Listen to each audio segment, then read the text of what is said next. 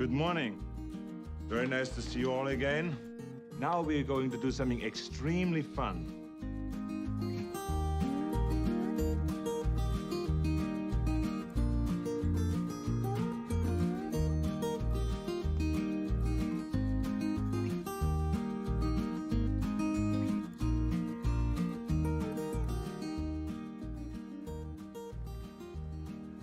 My mom always said life was like a box of chocolates.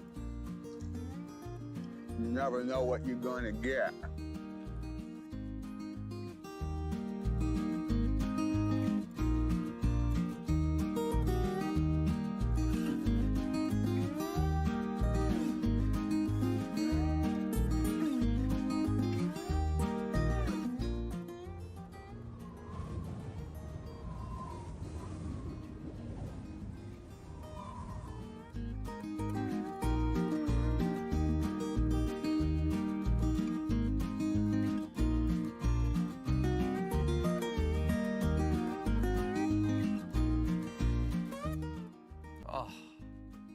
I think I'm having what the Germans call a Schadengasm.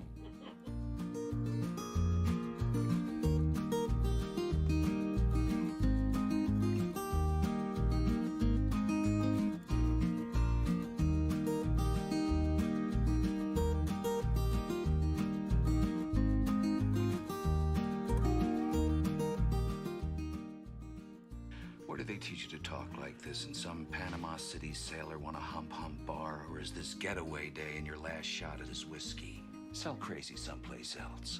We're all stocked up here.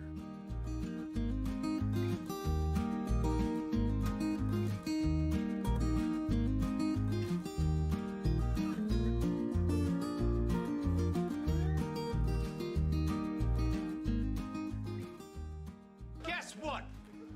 I got a fever. And the only prescription is more cowbell.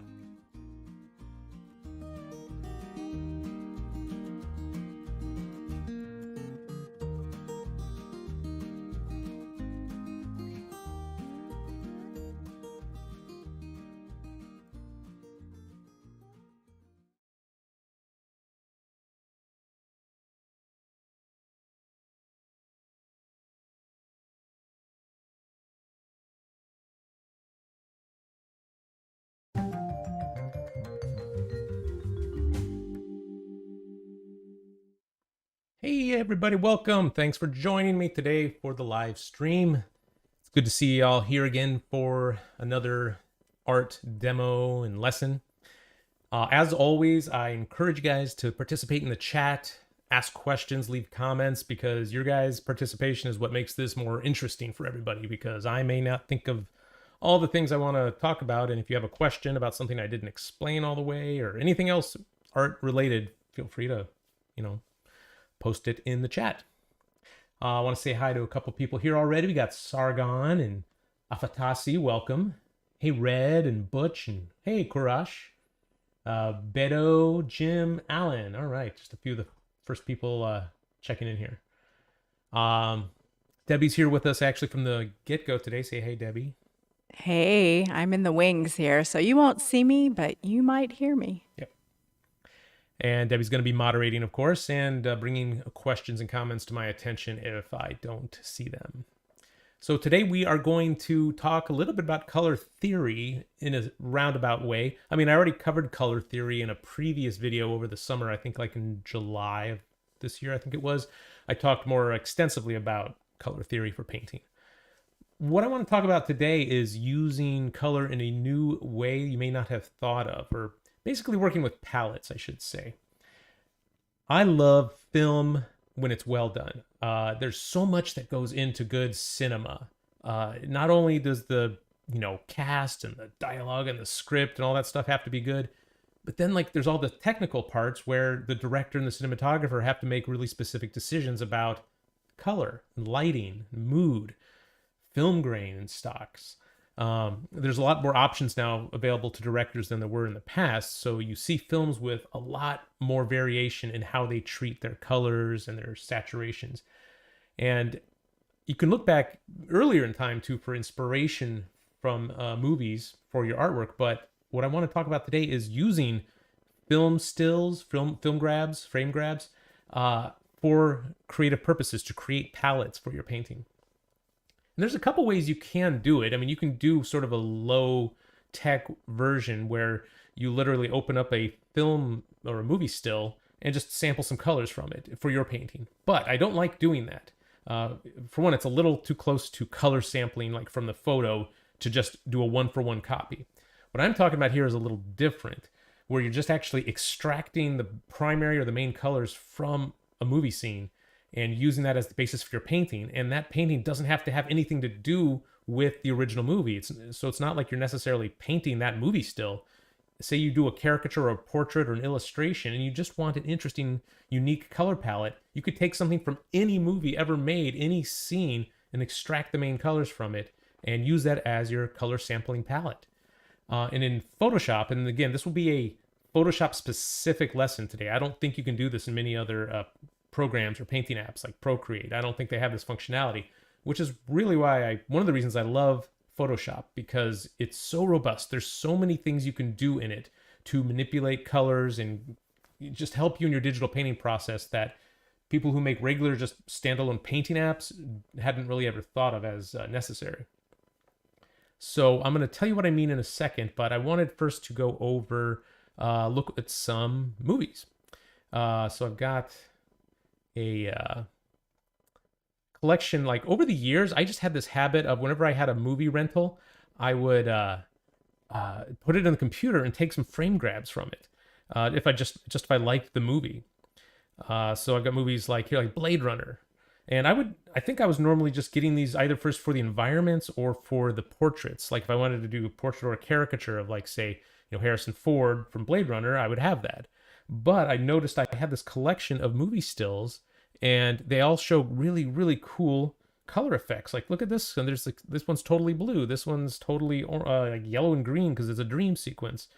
And you can actually, if you take movie stills throughout an entire movie, take frame grabs, you can actually sort of get the feeling of the movie and what they were trying to say just through the colors. Like, look at all these cool colors for the movie. I think it's Far and Away with Tom Cruise. There's so much atmosphere. There's stills that are just like full of smoke and warm light or smoke and cool light. I guess my chat is covering up some of these here. But you get the idea here. There's like, really warm color palettes. And you could actually do a painting of anything using just the colors in this frame. And the colors are all really close to each other because of the color grading or the processing that went on with the film. And I'm not a huge, film buff or nerd. I don't know technically what is involved in that process, but I know just working through, Adobe Premiere and some other things, these days it's really easy to do what's called color grading, where you take your raw footage, which probably is more neutral in general and has a broad spectrum of colors, and you can apply filters to them or color presets. And you can affect the things like adding film grain and more contrast or less contrast if you want. It's real easy to do that digitally. Movies, though, from like the 80s and 90s and before then, I see if I have any here. Here's the Birdcage. I only have a few from there. That's not a good example. Oh, As Good as It Gets. That's a good like 90s movie. Colors in the 90s tended to be generally oversaturated and very neutral in their color space. They weren't overly warm or overly cool. I mean, there were scenes that might have been warm or cool based on the lighting when it was originally shot, but the options were more limited then, and I think it was just more the trend to have real saturated colors, from the the costumes people were wearing to the set decoration, and just overall to the film processing. I think they had a little bit of leeway. Like, you could actually change the tonality or the tint of the film stock just by how you process it and what kind of film stock you're actually using to begin with. But that's a destructive editing process. It would just, it would permanently make that film that color. So I don't think people did a lot of experimenting until digital editing came into play, and people were able to do more things like desaturate the colors if they want. Give it a overall green cast. Like the first movie I remember really taking advantage of that was in 1999 with The Matrix. Like, everything that takes place in The Matrix is very greenish. And that was, I think, intentional on the part to make things look artificial and sickly. And then, Oh Brother, Where Art Thou is another one where the Coen brothers made this. And I remember seeing the behind the scenes of this, and they filmed all of these scenes at the height of summer, and everything was bright, bright green. But they wanted to recreate the look of like the 1930s Dust Bowl and also just a vintage nostalgic look. So they added basically a sepia tone to the entire movie. And it was the contrast was actually very striking to see the raw footage next to the edited footage. Like everything's just almost monochromatic in these shots here, which just gave it a cool feel. And it was used really well. It was used very effectively, I think. There were some movies though that just went overboard with color grading. I think when it became like available, there was these maybe a trend to overdo it. Like there's this movie Traffic from like 2000. I don't know if you remember it, but each part of the movie, like the parts that took place in the United States, were all blue, like really blue. Like look at this. This is just insane how blue everything is. It's like it's underwater. And then all the scenes where that took place in south of the border in Mexico were sort of this yellowish, dingy color with like overly exposed, burned-in film with a high film grain. It almost looked like a completely different movie. And all the scenes, there's this strict delineation between blue and yellow, and it showed you where you're at in the story, I guess. And there was an aspect of the story that was more neutral, I guess, when the stories came together. But I just wanted to point that out. It's almost too much in this movie. It's just, it really stands out. It just was too strong of an effect, I think. But anyway, so there are all these movies that I've collected over the years. Shawshank Redemption, again, the movie from the 90s, not as saturated as some of the other ones, but still kind of. Overall, it had a sort of a bluish tint, I think. And I'm not sure exactly how they achieved that technically. But what I did is I grabbed a few of my favorite film stills, or just ones that inspired me, and opened them up. I got them here somewhere. Oh, where did I put them? Actually, I don't see it. I thought I saved these, but maybe I saved them in a folder. I don't remember where I put them. You probably did. Yeah. That's what happens when you try to be organized. Yeah, I put them all in a folder. Where did that folder go? Well, I will have to actually go and just open a few more, because anyway, what I want to do here is show you how I take the colors out of the shots here and use them as a color palette. Let's see here. Okay, so let's just grab, I remember Kingdom of Heaven had some really good shots. That's a movie, I think a Ridley Scott movie. Had some really cool lighting. And it can be, you can use any image. It doesn't really matter, but I was just hoping to find some shots that made me think of the subject that I wanted to paint today. There was, there was Lord of the Rings, I think here. Yeah, shots of like Gandalf, there's Gollum, there's the war here. Really, really cool color palettes and schemes used for the different scenes.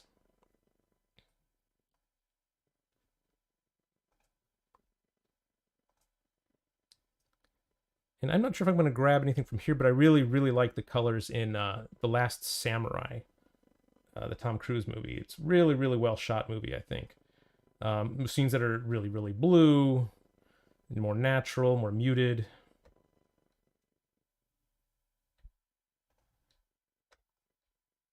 Just depending on what, they wanted to say in the movie with the color.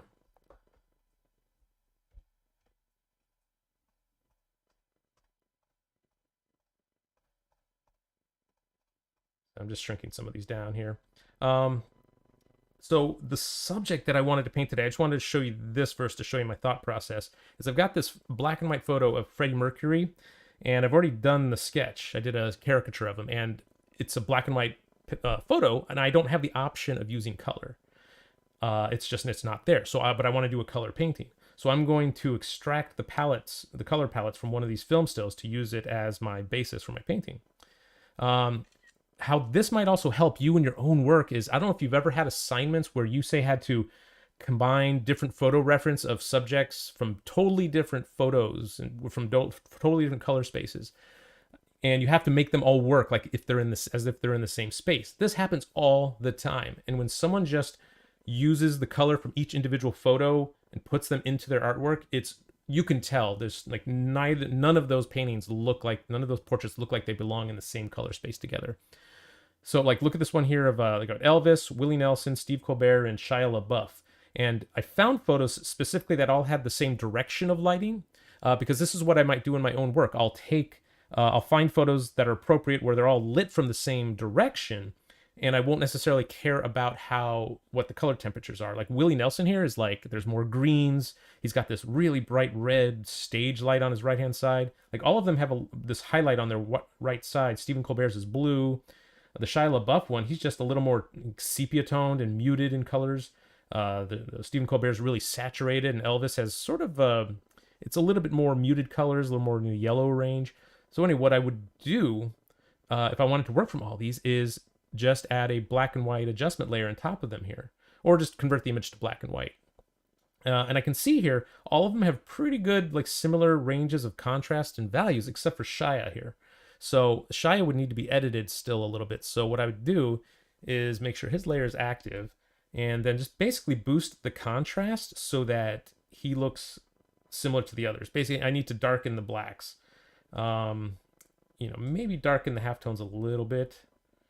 I just want the values overall to match, because what I'll do is use these values of light and dark for the inspiration for the color choices for when I'm actually painting them, if I were to paint these four together.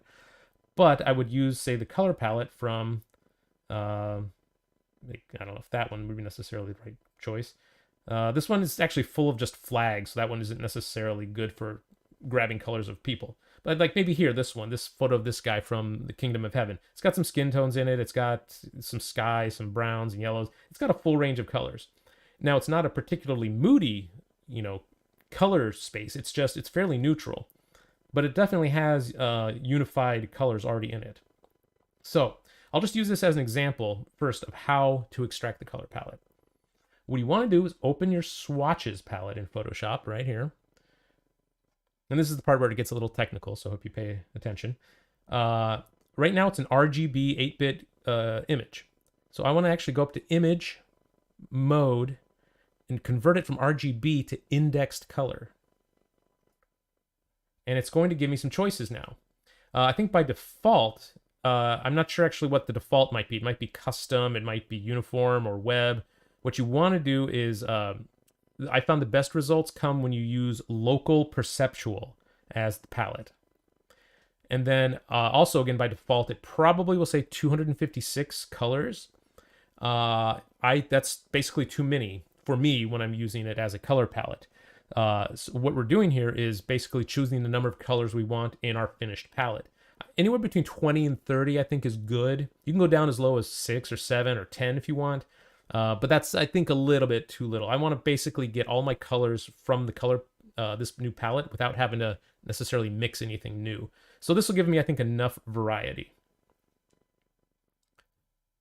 And I think forced, I think none is probably good.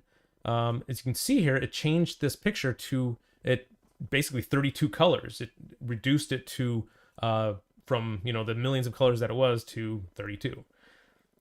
Now that it's converted to an index color image, I'm going back to the image mode palette or menu item here, and then what I want to do is click on color table right here at the bottom. And this is the palette of all 32 colors that exist within this image. So I'll take this color table, and what I want to do is save it. And I'm going to save it as by default it saves it as an ACT file, and that's fine. Going to save it though in a place where I remember where it is here. Live streams, cinematic color. I'm going to put that in there. So I'll just name this, Kingdom Soldier, just because that's just what it is. I sometimes if it's like from the movie Gladiator and it's a warm palette, I'll put Gladiator Warm or Gladiator Cool, just to remind myself where I got it from. Not that it's that important, but it's just you got to give it a name of some kind. So you hit it as you click on save. You can cancel out of that or hit OK. And in your swatches palette here, what you want to do is import that file as a new palette. So import swatches.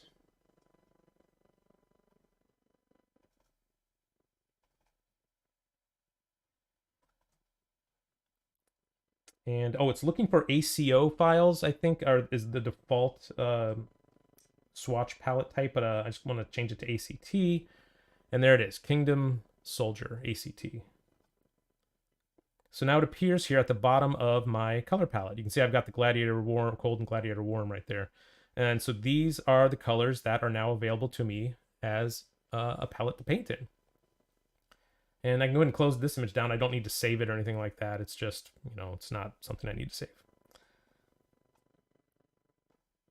So now I can take my Freddie Mercury image here. And let's see, close this one down of these guys. And there he is. So I've got my black and white photo reference. I got my image here. And I'm just going to put my swatches palette over here by the... where the color picker window is, because actually I don't need my color picker window anymore if I'm using this. And I want to try to avoid using the color picker at all costs, really, because I don't want the freedom to use any color I want. I want to limit my choices to just what's in here. And what I'm going to do here is try to do a quick painted, like just more of a color study, not even a painting, because I want to do a couple different palettes to show you the different effect that might have. Anyway, so that's sort of the technical part of the demo. If there's any questions, Debbie, feel free to let me know. I didn't want to interrupt. I didn't really see any questions about what you're doing today. But there are some other questions a little off topic. Okay. Are you ready for those? Sure. All right. I have a question from Afats. I'm so sorry if I mispronounced your name. Afatasi Pictures. Will you be creating any more painting courses other than your caricature course on Proco? Or in general? Well, I mean, I am working on something with Proco right now. I've said this a few times. Can't really talk about exactly what it is. But painting, you know, that's something I'm looking into as far as maybe I'll do some painting stuff on my own, maybe for my Gumroad page. So, yeah. Oh. Look into that. I mean, cool. Or we can wait for that. Before you go into the next one, though, I want to talk about the color choices I've got available to me here. Now, there's not a lot of real natural looking colors for the face here. Like the closest one I've got for skin is this sort of beige color. So I just basically have to work with what I've got. And that's the point of this. It's going to get me some interesting results that I wouldn't have necessarily thought of on my own. Like maybe I'll put some blue in the background now on top of the orange that I already established.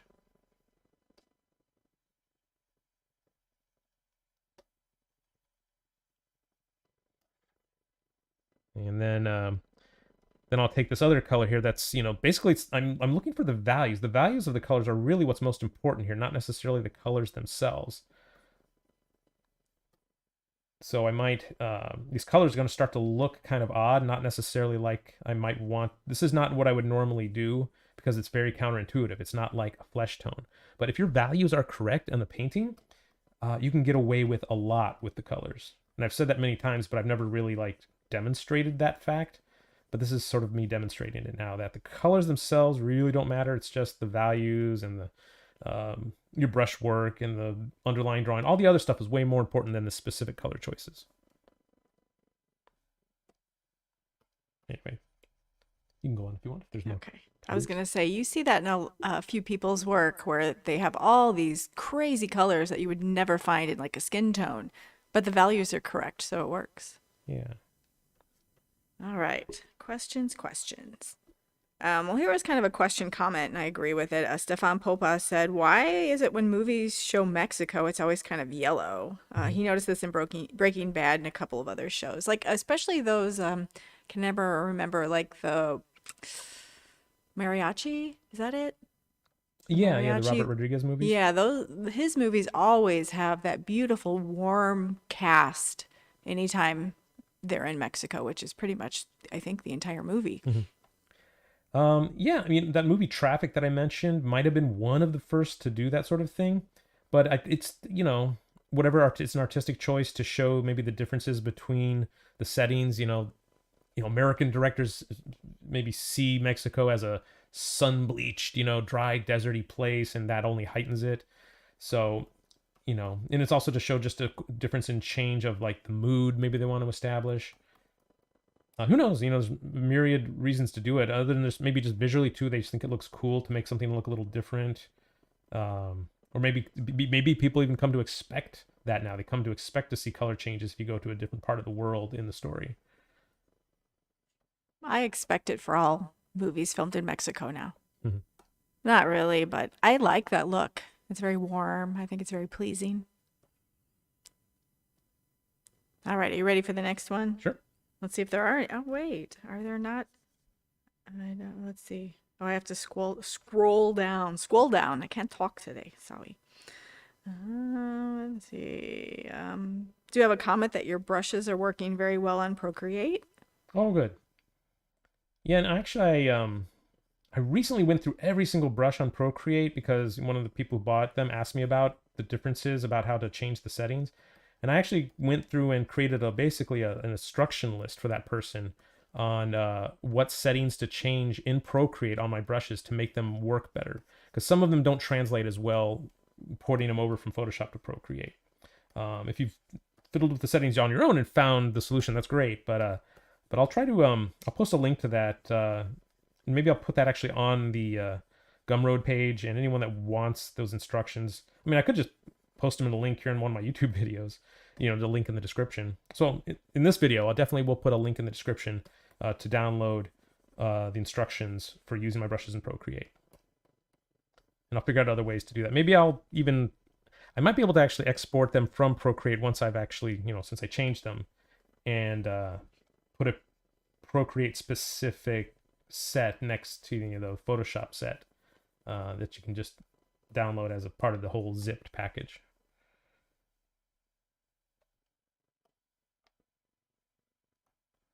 So anyway, the rules I'm setting up for myself are that I don't use the color picker. I just use the colors here, but I can use the colors here in any level of any level of pressure that I want, or any level of opacity. So I'm using this sort of dark maroon color to interact with the light flesh color that's there to create an intermediate tone. But it's still based on the same colors that are in this limited palette that I'm using here. Because the only ones that looked suitable for flesh to me were like just too light in value. They weren't dark enough, so I needed to mix them with some darker colors on the palette.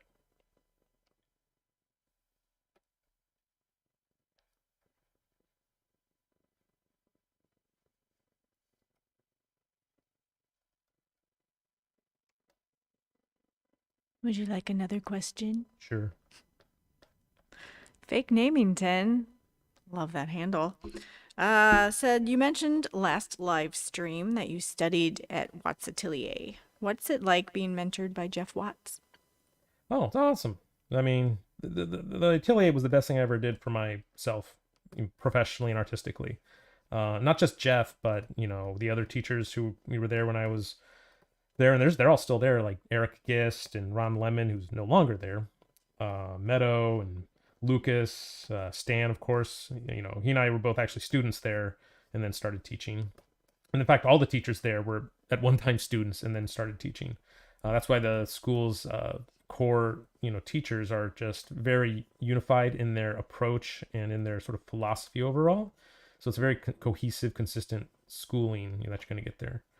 But you know, watching Jeff paint and draw, it's kind of mind-boggling in a way to see what he can do, and you try to mimic it. Like, you try to mimic the strokes or the style of what he's doing, and you just fail because he's kind of on another planet in a lot of ways. It's inspiring, but and the information that he's passing along is top notch. You got to listen to what he's saying. But if you literally try to mimic his strokes or his decisions, it's super, super difficult because you just haven't had his life experience. You don't have his hand, his, you know, whatever goes on in his mind, all the steps he went through to get where he's at. You know, he went through a really photorealistic stage. You know, he's inspired by certain people that you weren't necessarily inspired by. So his journey was totally different, which leads him to paint in very different ways than you might. But everyone does try to sort of mimic his, you know, soft versus hard brush strokes or the way he inks. It's very distinctive, but it's just from his practiced hand. And it's good to see, but just definitely be cautious about trying to mimic that that look specifically. It's always good to get your inspiration and teaching from various individuals, not just one. But which is why the Watts School is great, is because they do have similar philosophies, but all the teachers have very, very different visual styles. Like, a Meadow Gist painting is very different from a Lucas painting, and not just because of the subject matter, but just because, they have different aesthetics and different approaches to painting, as far as holding the brush, the materials that they use. But anyway, yeah, so that's my experience, I guess. It's always inspiring, but you got to be careful about not trying to mimic the looks of the teacher too much, or you don't want to make that too much of a priority. Just learn the fundamental skills from them, because that's really the best part. That's the stuff that's going to stick with you your whole career. And don't always try to necessarily mimic what they're doing. So I guess with the lockdown here in California, I imagine the atelier is closed, but they do have online courses, right? Yes. Yeah, Watts Atelier online. And they were starting that actually long before the pandemic ever hit. They were, they had been doing it for several years, and I think they had to switch all to completely online when the pandemic hit. But yeah, learning from the brick and mortar in real life, if you can ever do it, I highly recommend it. Okay, so anyway, that's about as much as I think I can get from, right now. I don't want to put too much time into this, but you can kind of see here the palette that comes from that soldier image. Now let's find a completely different movie still to grab the colors from. So I'm on the last samurai here still. Let's go with something really warm if I can find it. The Good, Bad, and the Ugly. That's pretty cool. I did actually Clint Eastwood a couple months ago and talked a little bit about the color palette. Let's see here. Which one had the really, really warm colors? Oh, you got to look at Twilight here. Look how green everything is in Twilight. It's just again, sort of to the extreme level of color grading that they did in this thing here. It's just very bluish and greenish. Made everyone sort of look like corpses. Your favorite movie, right? Yeah. I have it on here because I had to do an illustration from Twilight for a client once, where they wanted to do the two main characters. So I had to rent the DVD. Mm-hmm. Let's see. Signs. That's an M. Night Shyamalan movie. Yeah, that's pretty good. Sort of in a neutral range, though, not extremely warm. I think Far and Away is a good choice. Yeah, there's this one scene of Tom Cruise here. Very warm colors. Oh, I did also want to share, this is just a little bit of a sidetrack again, but I was researching movies and I remembered about this, one of my favorite Stanley Kubrick movies. I mean, there's so many, but the movie Barry Lyndon from the early 70s was an amazing film in that they used almost no artificial lighting for this movie. I mean, they probably cheated and used some, but a lot of the scenes were filmed under candlelight. So where's how can I'm trying to move this over, but it's, I've got the, I've got the frame here stuck in a place where I can't manipulate it. I've got it in between screens, so I can't grab the title bar. But anyway, if you look at the larger preview image here, a lot of the scenes were filmed by candlelight, and generally filmmakers couldn't do that, at least not at the time, because the cameras weren't that sensitive. But Stanley Kubrick, for some reason, had connections at NASA, and they lent him some lenses that they developed for use in space, like on the moon, that was very, very sensitive to light. So he was able to get all these scenes filmed with just candlelight or natural light coming in from windows. Because movies that were set in the period of in the 1700s, 1800s, or before they had electric light, always looked weird up till this point because they used artificial light to create the scenes. Like the musicals of the 50s, if it's like in the time of, Marie Antoinette, it looked like studio lighting. But this is everything's lit by windows, everything's lit by candles, or outdoors. So everything looks like a painting from the era, if you ask me. It's just such a beautifully, beautifully made film. I highly recommend you look into it. But anyway, yeah, the weird thing about Stanley Kubrick and those lenses from NASA, there's a conspiracy theory, I don't know if you know about it, that supposedly Stanley Kubrick helped fake the moon landing because he was a good director. And it was, he had done 2001: A Space Odyssey as sort of practice for that. And he kept his mouth quiet, so he was able to get, the NASA's lenses by, I don't know, either blackmailing them or they owed him a favor or whatever. Anyway, that's the conspiracy nonsense. Well, wait, did he do that movie about filming the moon landing and creating it? The movie from the 70s? What do you mean? There was a movie about the faking of the moon landing? Yeah. Do I have to look that up? Okay. I don't know what you're talking about. I just know about it as a sort of internet conspiracy theory. Anyway, while you're looking it up, I'm going to extract the color palette from here. So, Far and Away, a movie from the early 90s with Tom Cruise and Nicole Kidman. Going to convert this again from RGB mode to indexed color mode. I'm going to choose local perceptual. And 32, I guess, is just what I have. Let's actually choose 30. It's more of a even number. So there'll just be 3 rows of 10 or, yeah, I think that's what it'll do. Forced none, dither none, hit OK. All right. Then go back to the image, mode menu, color table. And here's our color palette. Going to save that. I have to save it back in the correct folder again, so I know where it's at. Where's my live streams? Okay. And I'll call this Far and Away Warm. Just hit OK or cancel. And now I want to import this color, this color palette into my swatches menu.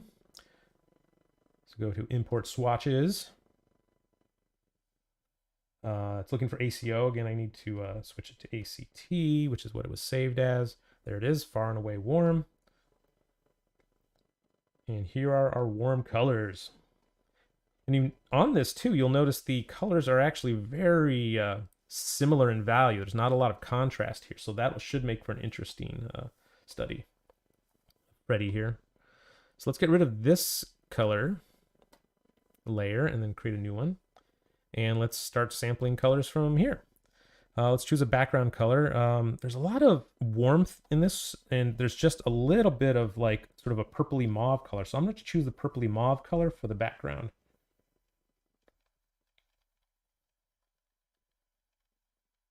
So that movie I was thinking of, by the way, was Capricorn 1, and it wasn't about faking the moon landing. It was about faking a landing on Mars. Oh, okay. Cool.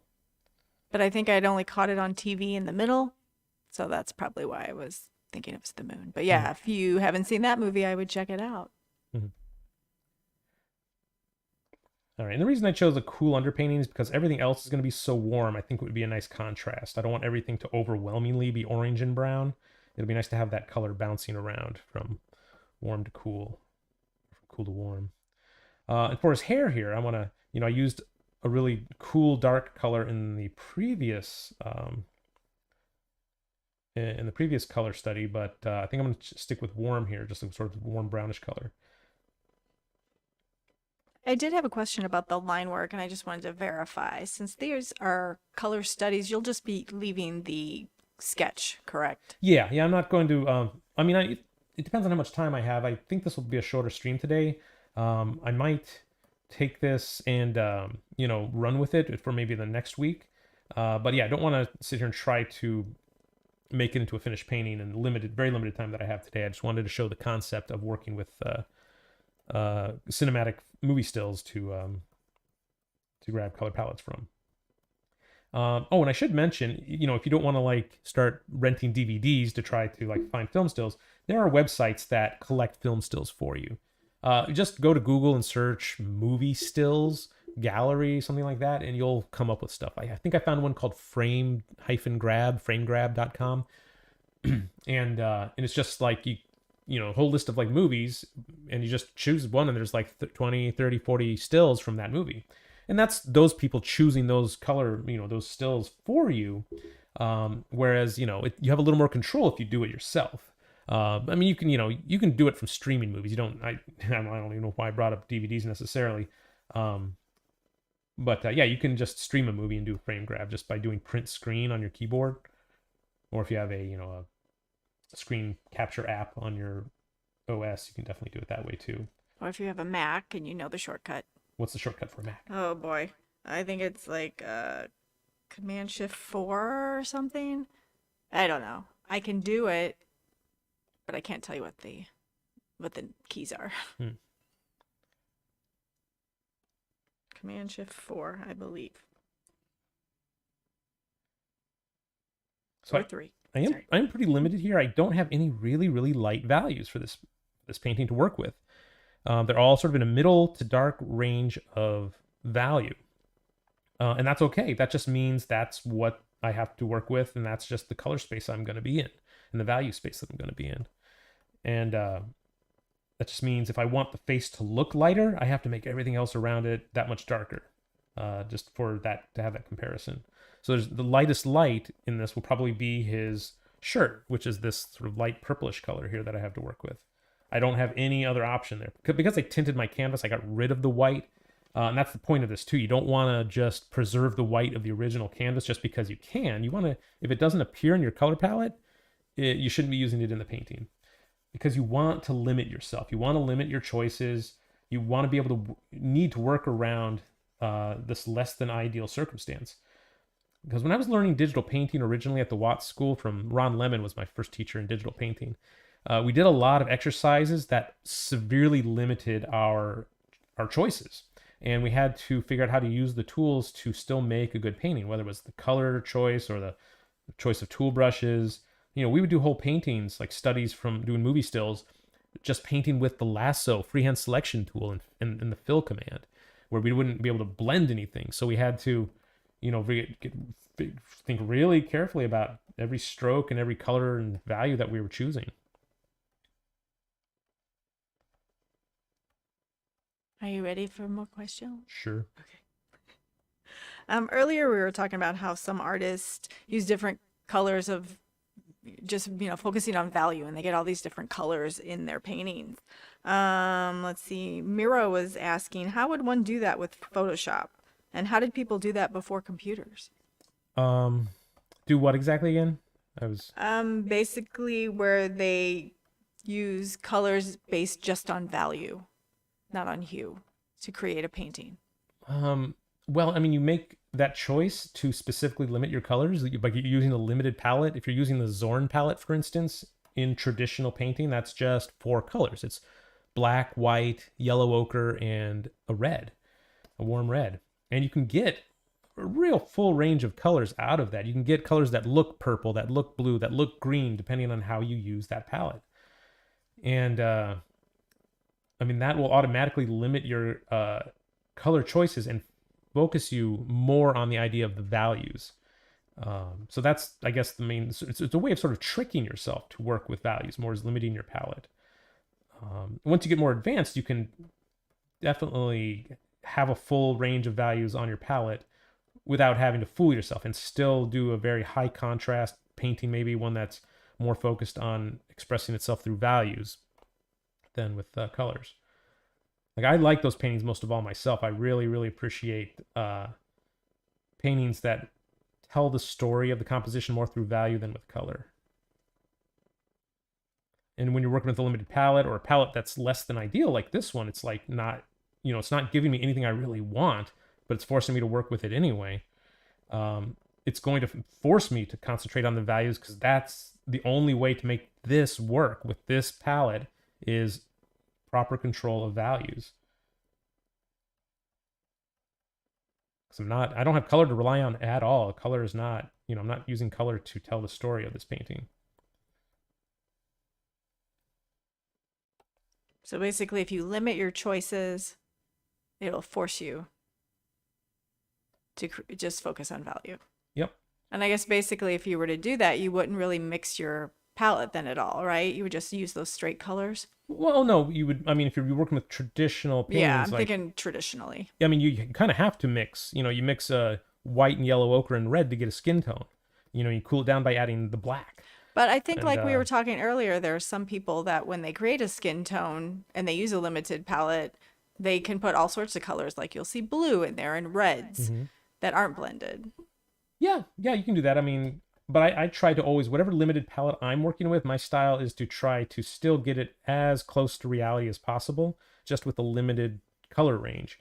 And I always like those paintings more than the ones I use full color palettes on. Like if I use an unlimited palette with all the primaries and secondary colors, it's so easy to go astray and lose a sense of color harmony. But with limited palette, you're almost always going to get color harmonies. I mean, not necessarily, it's not a given. You still have to think about what you're doing, but it makes it a lot easier because there's less ways to screw it up. Yeah, I always personally will, blend the colors. Like, I'm not going to just paint with a pure color right out of a tube in a place, even though I could, it's just not my style. I don't really tend to like that look. All right, I have another question from Alan. This one is, when creating brushes from scratch, how do you introduce variation of hardness? I've been practicing creating my brushes and cannot seem to introduce that variation. Well, I'd have to see exactly what you're trying to do and what you're trying to accomplish. Generally, if your initial brush stamp that you're creating has a soft edge, like an airbrushy type edge, it's going to be a softer brush. That's still, it's still dependent upon the settings you ultimately end up using. It's kind of complicated to go into right now without actually doing it. Maybe that's another live stream. Maybe. Yeah, I don't know. It's just, yeah. I mean, if you have a harder brush stamp, you're going to generally get a harder brush. But you can also use things like dual brush interactions as one of the choices in your brush settings, and you can make a hard brush interact with a soft brush and create an unpredictable result, or a hard brush with a speckly spattery brush, and the interference of the two brushes will create a new sort of brush edge. So yeah, if you're going for soft, start definitely with a soft brush stamp, or a brush stamp that sort of degrades or falls apart around the edges, and then use things like brush spacing. Play with how far apart the brush stamps are from each other, and maybe the angle of the brush stamp. You can change it from pen pressure to direction, or to initial direction. There's all sorts of options that have an effect on if the brush ends up looking hard or soft.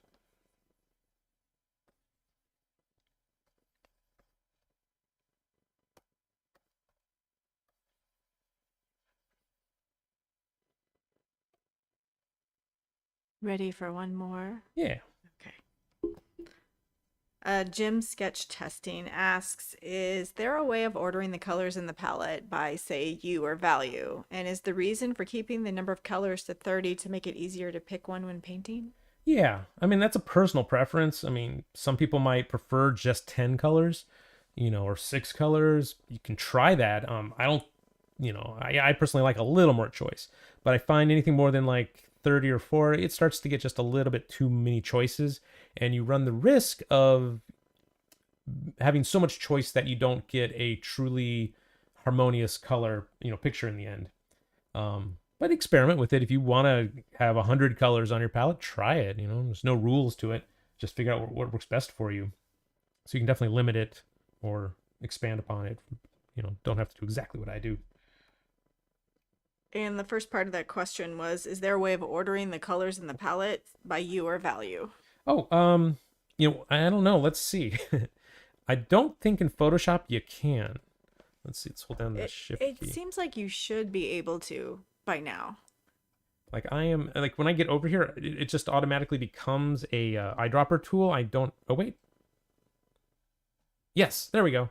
Yeah, if you I'm not holding anything down. I'm literally just left clicking with my mouse and dragging. So yeah, that actually might be a good thing to do, is to organize these by value so they're a little easier to work with.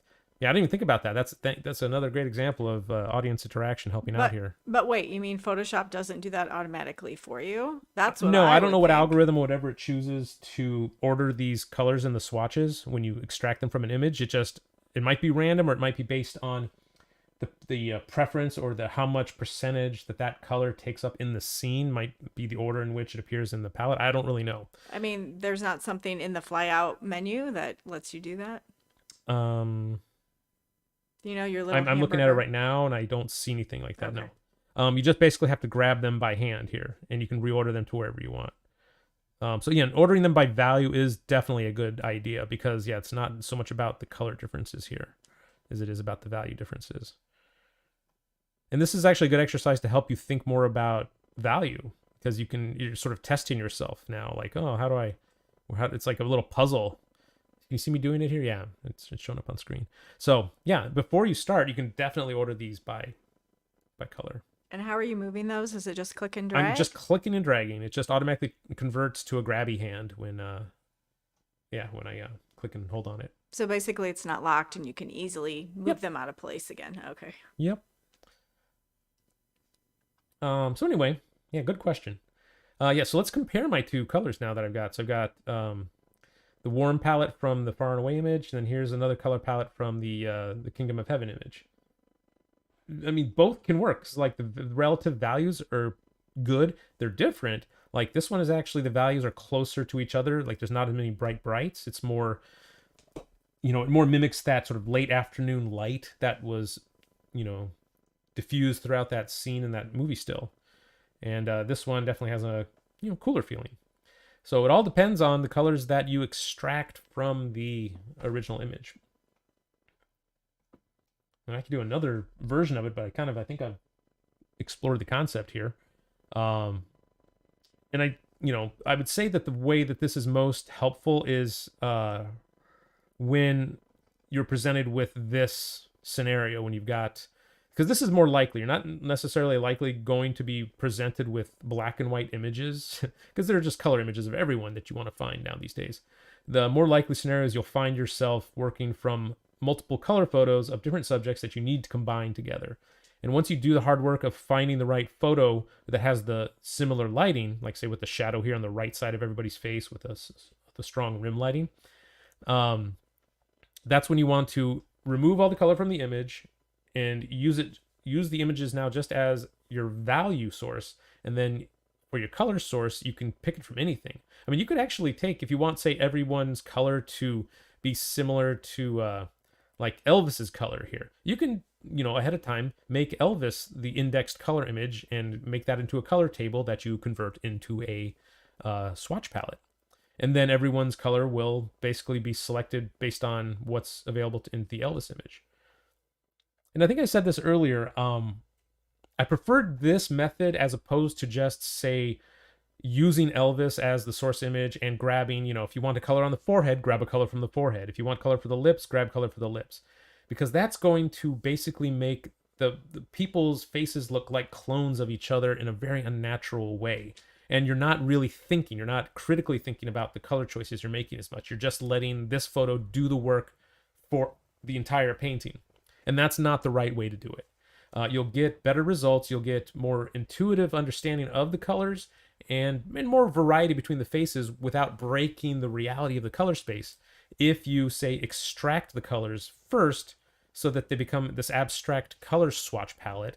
And these are the basis of all the colors that you use. And if you keep the colors limited like this, the 20 or 30 colors, you won't have a lot of choices. So you can't really go astray. It's not going to allow you to do that. It's automatically going to get you a good unified color painting. So yeah, let's spend the rest of the time here looking at any last minute questions or anything. And I think this will be a little bit of a shorter stream than before. Any other questions or comments? Not really. Let me see. We might have had some comments. Looking. A lot of comments today. No, go ahead and talk. I'll see if I can find anything else. Okay. I'm trying to get my browser window back, but it's like this weird, it's stuck in between windows. I can't, oh wait, maybe I can grab it. There it is. Okay. Yeah, I just had the title bar of my browser in a really weird place. I couldn't grab it. There, I can see the thing now.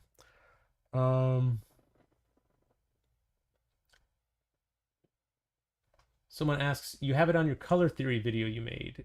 Yeah, I don't know which, because there is the delay, I don't know which comment he was referring to. Yeah. So, I will, try to add, when this video is done and wrapped up and it's archived, I will add as a title or a card to the end of the video, a link to my color theory video so it's easier to find. But until then, I actually set up a playlist on my YouTube channel. All the live streams are in a single playlist, so they're a little easier to find. And they're all sort of chronologically ordered. But yeah. Oh yeah, Shani said she saw Barry Lyndon. Very cool, epic movie. Yeah, it's an epic. I mean, it's a long movie. You have to have a lot of patience to sit through that one, but it's worth it. It's just so beautifully shot. It's really long, Yeah. isn't it? I'm thinking Yeah, I over recall it 2 being pretty long. hours. Oh, over 2 hours. Yeah, probably 3 hours. I don't remember exactly. Butch says, yeah, you can pull a still from pretty much any scene in Barry Lyndon and it looks like a painting from that period. Exactly. But it was very slow. It was a beautiful movie, but I found it hard to watch. Yeah, a lot of Stanley movies are like 2001, beautiful movie, but yeah, you gotta be in a good, calm mood to watch it because it's, very static sort of film. 187 minutes. Oh, Barry Lyndon? Yeah, so that's over 3 hours. Yeah. Yeah. Anyway, so I guess that's about it. I don't want to take up too much more of your guys' time here. We're right at an hour. I want to thank you guys for watching. I hope you learned something about it. I encourage you to try this method. Hopefully it wasn't too technical. I mean, it's just a few steps. Just again to review, it's with any image that's open, just like this one here. Yeah, go through it one more time. Go through it one more time. Yeah. With any image open, it could be, RGB, CMYK, just some color image. Go up to image, mode, indexed color. So you're converting it from RGB to indexed. For the palette, choose local perceptual. And then you choose the number of colors you want to end up being in your swatches, which I choose around 30. I think that's a pretty good, decent number. But if you have difficulty working with that few colors, maybe choose 40 or 50 and see what happens. And then just hit OK. Converts it to an indexed image. You can see the effect here. It really reduced the number of images to make it more, it looks almost like a pixelated image. And then go back up to the image menu item, mode, and then color table. And here's the palette. Now you just need to save it. And it looks like, yeah, you have to change it, save it either as a PAL format or as an ACT format, the ACT. So just ACT is the default. Just leave it as that, I guess. And then here's just Kingdom of Heaven 2. So that's what I'll name that. Save that. You can cancel out of this now. And then in your swatches palette in Photoshop, not the color, just the swatches, right here. Click on the menu, import swatches, change from ACO to ACT, and there it is. Just select the new one that you saved, and it now shows up as a color swatch palette that you can open up here. A lot of blues and greens and browns in that one. That could be pretty cool to paint from.